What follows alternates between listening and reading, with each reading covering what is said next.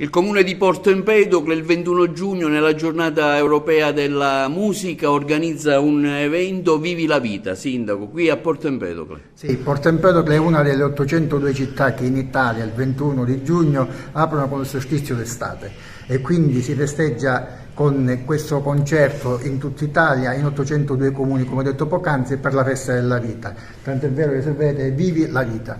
Abbiamo in questa occasione voluto con forza e hanno accettato che vi fossero presenti sul palco i gemelli che molti conoscono, e sono Mirko e Valerio, che sono venuti alla ribalta durante il periodo della pandemia con un video che ha spopolato. Ci hanno dato la loro disponibilità, per noi è un momento di orgoglio, grande festa per la città, e da qui iniziamo il periodo dell'estate anche in Pedoclina con un ricco cartellone di eventi.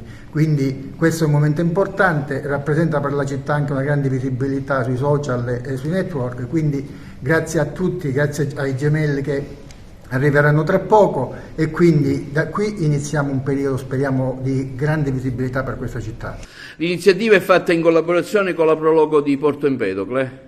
Sì, devo dire che abbiamo avuto questa iniziativa, ma già nel 2020, quando si erano allargate le maglie del Covid, avevamo pensato e li avevamo invitati, però in quell'occasione non era stato possibile perché erano in Umbria.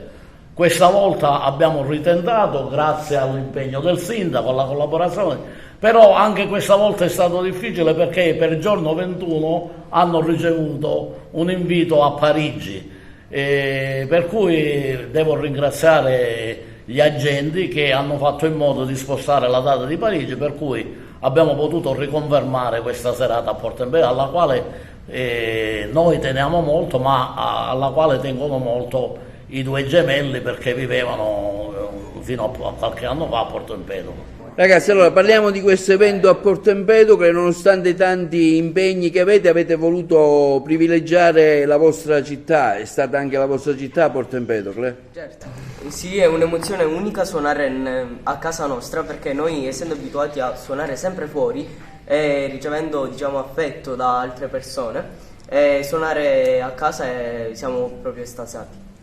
Vi aspettavate questo successo così importante? No, assolutamente no. Mai nella vita. Sempre piedi per terra, però vedendo sempre l'orizzonte. Allora, noi non ce lo saremmo mai aspettati, perché abbiamo fatto questo video per amici e parenti sparsi un po' in tutta Italia, e no, non ce lo saremmo mai aspettati.